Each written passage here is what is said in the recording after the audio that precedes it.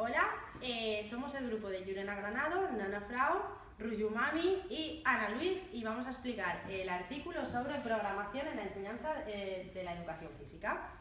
Ese es el inicio del artículo y vamos a explicar un poquito los elementos que tiene la programación en sí.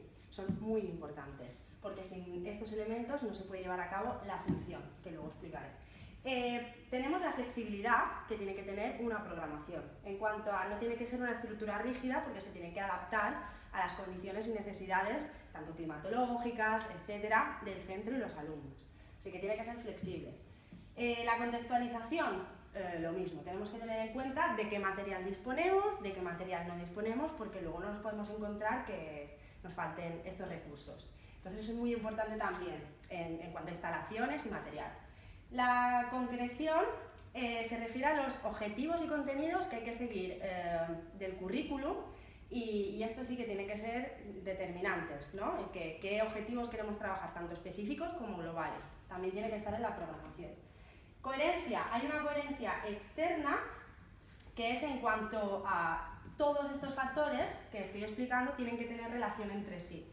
¿Vale? Tiene que ser cíclico. Y luego, en interna, pues al currículum.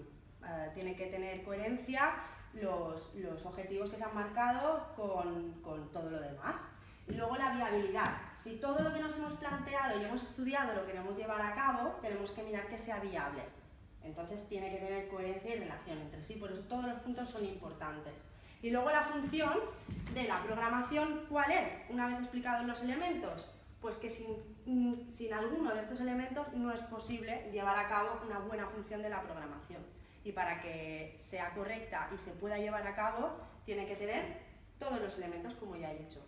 Entonces, ¿cuál es su función? Organizar eficazmente. Y para que sea eficaz, es necesario todo lo que he explicado.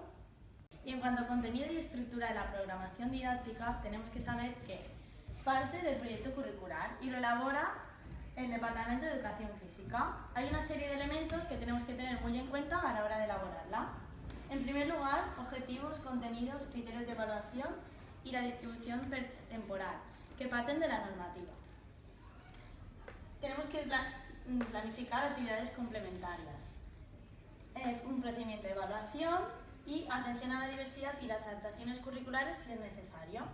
Siempre tenemos que utilizar una metodología que se adapte a nuestros alumnos. Criterios de calificación y las actividades de recuperación en el caso de que fuera necesario. Finalmente, materiales y recursos didácticos, tenemos que tenerlos pensados con anterioridad y tener muy en cuenta las competencias. Sí. En la elaboración de la programación didáctica tenemos que tener en cuenta los objetivos, los contenidos y los criterios de evaluación. En el currículum de educación física nos presenta los objetivos como unos objetivos generales, pero la tarea del departamento es crear unos objetivos específicos para cada temario. Los contenidos tienen que reflejar los intereses y las motivaciones de los alumnos. Además, tiene que tener el contexto y las instalaciones del centro.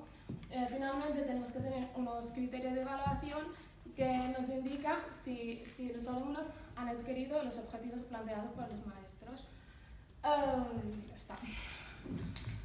El siguiente punto sería en los procedimientos e instrumentos. Aparte de especificar en qué consiste, tenemos que indicar en qué momento los vamos a utilizar, es decir, si antes, durante o después.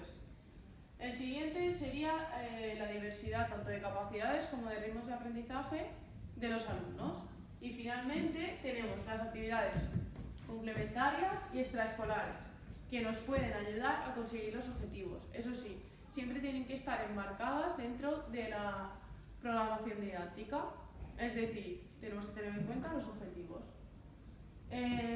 Finalmente, comentar que después es decir, como sucesora de la programación didáctica, tenemos la programación de aula, que es un conjunto de unidades didácticas que bueno, tienen que tener los puntos que hemos comentado antes, como por ejemplo los objetivos, contenidos, competencias, etc.